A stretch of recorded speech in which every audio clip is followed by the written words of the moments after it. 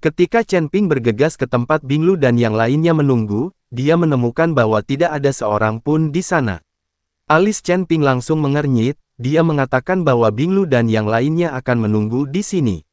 Tapi sekarang tidak ada seorang pun di sana. Ini membuat Chen Ping merasakan firasat buruk di hatinya. Chen Ping bekerja keras untuk memancarkan kesadaran spiritualnya, berharap menemukan keberadaan Binglu dan lainnya. Namun setelah mencari puluhan mil, masih belum ada jejak Binglu dan yang lainnya.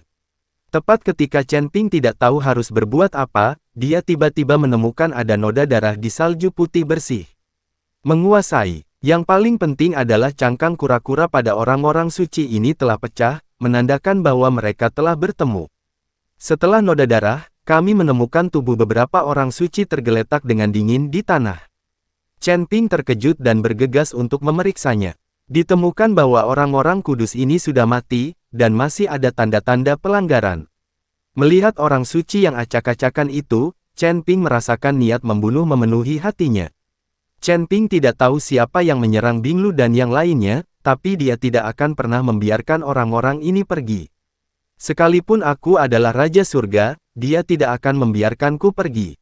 Chen Ping memukul mayat orang-orang suci ini dengan bola api, dan mayat-mayat itu mulai terbakar dengan hebat. Dia tidak bisa membiarkan orang-orang suci ini mati di hutan belantara, jika tidak mereka akan menjadi makanan bagi binatang buas. Setelah membuang tubuh orang suci itu, sosok Chen Ping menghilang seketika.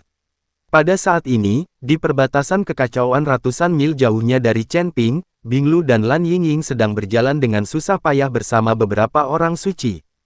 Hampir semua orang ini mengalami luka di badannya, nafasnya sangat lemah, dan jelas tidak mampu menopang dirinya sendiri. Hidup, saudari-saudari, tunggu sebentar, meskipun kamu memasuki tanah kekacauan dan tercekik oleh turbulensi ruang dan waktu, kamu tidak akan pernah jatuh ke tangan keluargamu. Binatang buas ini bahkan tidak akan membiarkan mayat saudara perempuan kita yang sudah mati.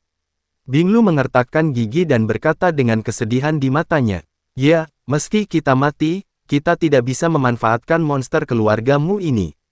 Lan Yingying juga mengangguk dan berkata, "Bagus." Semua orang suci yang tersisa mengangguk setuju.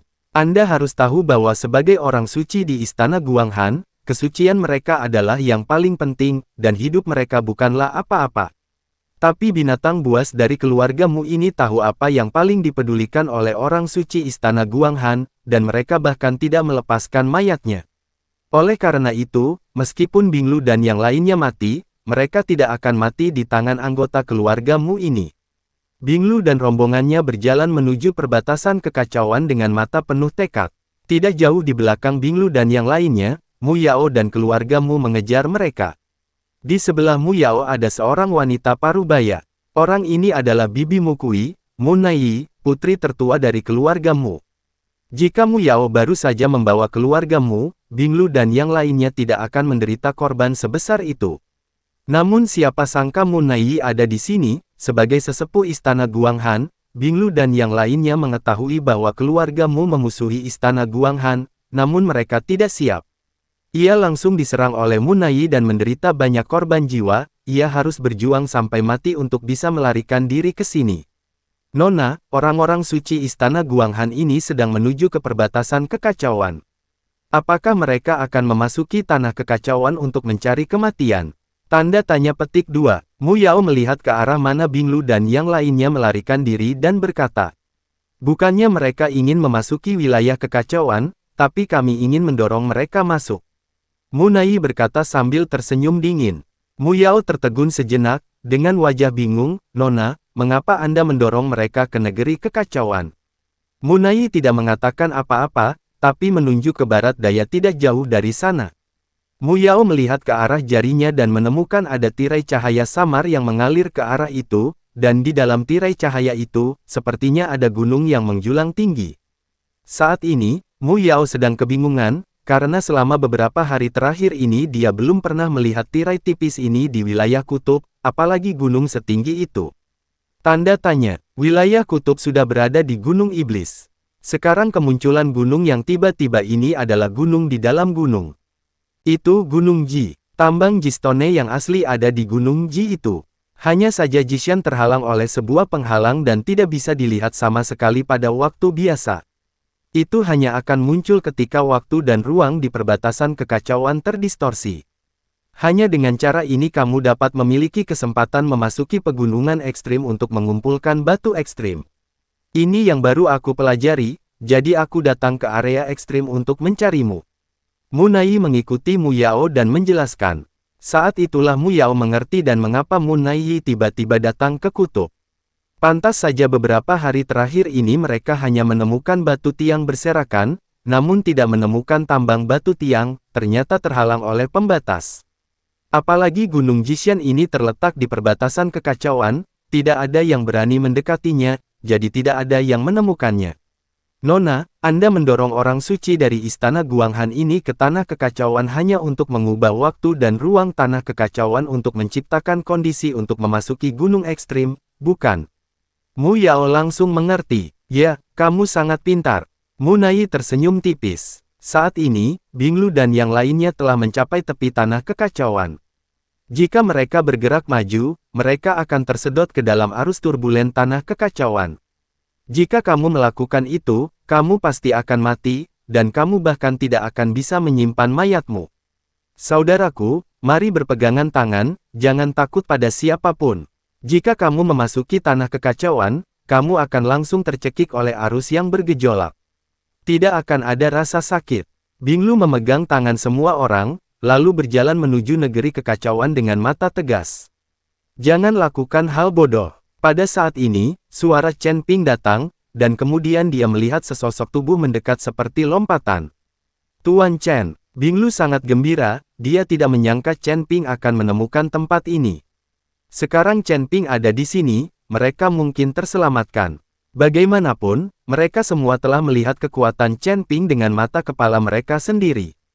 Tapi saat mereka berhenti dan menunggu Chen Ping, kekuatan isap yang sangat besar tiba-tiba mulai menyedot Binglu dan yang lainnya ke tempat kekacauan. Kedua orang suci itu tersedot dan terbang tinggi ke udara. Untungnya, orang-orang ini berpegangan tangan dan tidak tersedot. Tunggu, Binglu mengertakkan gigi dan memegangnya erat-erat. Semua orang mencoba yang terbaik, tetapi kekuatan hisap yang besar masih menyeret Binglu dan yang lainnya menuju tanah kekacauan. Melihat embun es, mereka tidak dapat bertahan lagi. Sosok Chen Ping muncul seketika, dan kemudian aura besar melonjak, membuat Binglu dan yang lainnya menjauh dari kekuatan isap yang besar. Tapi Chen Ping sendiri langsung tersedot oleh kekuatan hisap tanah kekacauan. Bapak Chen, semua orang suci terkejut dan hanya bisa berteriak, tetapi tidak ada yang mampu membantu. Tubuh Chen Ping seperti perahu kecil, bergoyang di tanah kekacauan. Dengan tubuh emas yang tidak bisa dihancurkan diaktifkan, Chen Ping menahan turbulensi di negeri kekacauan.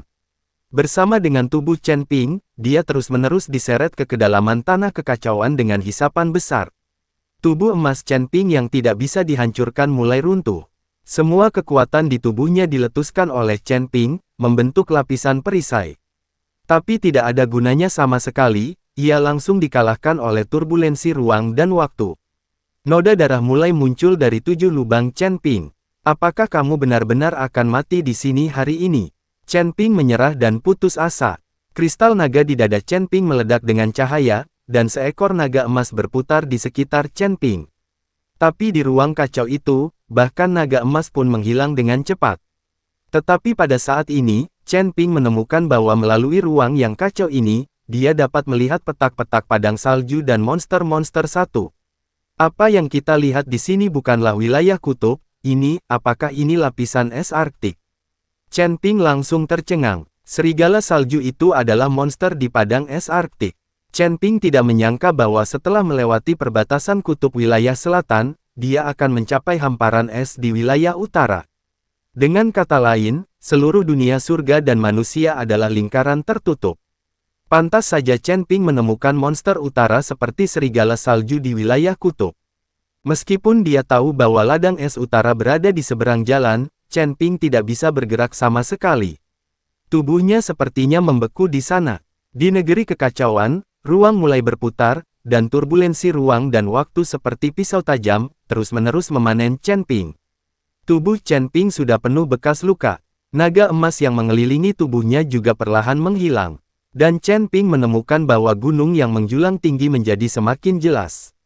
Di gunung yang tinggi itu, petak-petak bebatuan yang sangat berbatu memancarkan cahaya.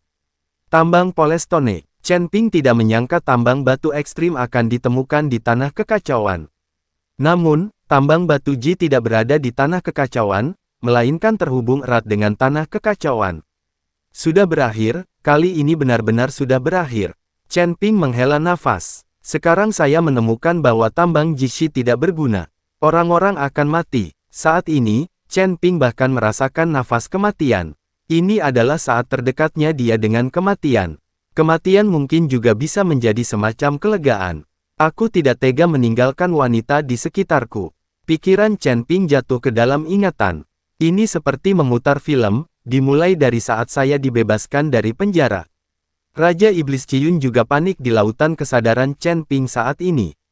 Jika Chen Ping meninggal di sini, dia pasti akan tamat. Jangan menyerah, tunggu, kamu tidak bisa mati. Apa yang akan aku lakukan jika kamu mati? Raja Iblis Ciyun meraung. Sangat disayangkan bahwa Chen Ping sepertinya tidak dapat mendengarnya sama sekali, dan kemampuannya untuk bertahan hidup di luar dunia semakin rendah. Saat ini, di rumah hutan pegunungan, Tuan Si tiba-tiba mengerutkan kening. Kenapa orang ini pergi ke negeri kekacauan? Dia benar-benar mencari masalah. Tuan Si menggumamkan sesuatu, dan tubuhnya langsung menghilang. Tepat ketika kehidupan Chen Ping perlahan menghilang dan pikirannya mulai kacau. Tiba-tiba cahaya keemasan menimpa tubuhnya, diikuti dengan perasaan nyaman yang belum pernah terjadi sebelumnya yang menyebar ke seluruh tubuh Chen Ping. Di depan Chen Ping, Tuan Si, mengenakan pakaian biasa, menatap Chen Ping dengan tenang. Ketika Chen Ping membuka matanya dan melihat Tuan Si, dia tercengang. Tuan Si, apakah itu benar-benar Anda? Apakah aku sudah mati? Apakah kita di neraka atau surga? Itu pasti surga. Pernahkah aku melihatmu di surga? Tuan Si, tahukah kamu betapa aku merindukanmu? Chen Ping mulai menangis. Faktanya, Chen Ping selalu menganggap Tuan Si sebagai orang yang lebih tua. Di dunia sekuler, Chen Ping menerima perawatan cermat dari Tuan Si. Jika bukan karena Tuan Si, Chen Ping mungkin telah dibunuh sampai mati oleh orang-orang dari aliansi seni bela diri di Kyoto. Mendengarkan kata-kata Chen Ping, Tuan Si terdiam beberapa saat. Chen Ping, jangan lupa bahwa kamu adalah seorang biksu dan seorang kultivator abadi sejati. Astaga, apa yang keluar dari mulutmu, bukankah menurutmu itu konyol? Hanya manusia fana yang akan mengatakan hal ini. Tuan Si berkata dengan tenang. Chen Ping menjadi linglung setelah mendengarkan kata-kata Tuan Si, tapi dia segera sadar. Tuan Si, saya belum mati, begitu pula Anda. Benar, benar. Chen Ping memeluk Tuan Si dengan penuh semangat. Tuan Si belum mati, dan dia juga belum mati. Karena dia dapat dengan jelas merasakan aura Tuan Si saat ini. Tubuh Tuan Si memancarkan cahaya keemasan, dan dimanapun cahaya itu bersinar, di situ ada kedamaian dan ketenangan. Bahkan turbulensi ruang dan waktu tidak bisa mendekat. Awalnya aku ingin meninggalkanmu sendirian di dunia para dewa dan manusia, tapi kamu mencari kematian sendirian dan berani memasuki negeri kekacauan ini. Sudah kubilang, meskipun kamu tahu aku masih hidup, aku tidak bisa menyelamatkanmu kapanpun dan dimanapun. Kamu masih harus menempuh jalan di depan sendirian. Kalian mencari kematianmu sendiri, aku tidak akan mempedulikannya lagi. Setelah Tuan Si selesai berbicara, dia menatap Chen Ping. Tampilan ini membuat Raja Iblis Awan Merah dalam kesadaran Chen Ping gemetar. Segera setelah Tuan Si melambaikan tangannya, cahaya keemasan menyala, dan Chen Ping langsung muncul di luar kekacauan dan pingsan total. Dan sosok Tuan Si juga menghilang.